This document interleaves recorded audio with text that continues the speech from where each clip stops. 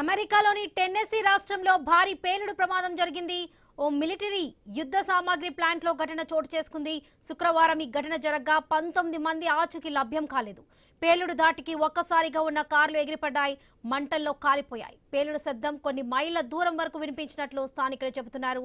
సమీపంలోని ఇల్లు, పార్క్ చేసి ఉన్న వాహనాలు ఒక్కసారిగా కంపించాయి. సమీపంలోని సీసీ కెమెరాలో పేలుడు దృశ్యాలు రికార్డ్ అయ్యాయి.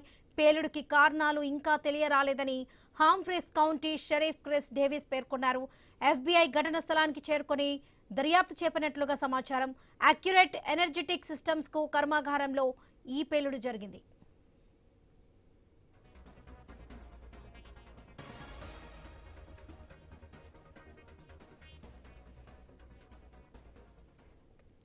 అమెరికాలోని టెన్నెసీ రాష్ట్రంలో భారీ పేలుడు ప్రమాదం జరిగింది. ఓ మిలిటరీ యుద్ధ సామాగ్రి ప్లాంట్లో ఘటన చోటు చేసుకుంది. శుక్రవారం ఈ ఘటన జరగ్గా 19 మంది ఆచూకీ ఇంకా లభ్యం కాలేదు. పేలుడు దాటికి ఒక్కసారిగా ఉన్న కార్లు ఎగిరిపడ్డాయి, మంటల్లో కాలిపోయాయి. ఇక పేలుడు శబ్దం కొన్ని మైళ్ల దూరం వరకు వినిపించినట్లు స్థానికులు చెబుతున్నారు.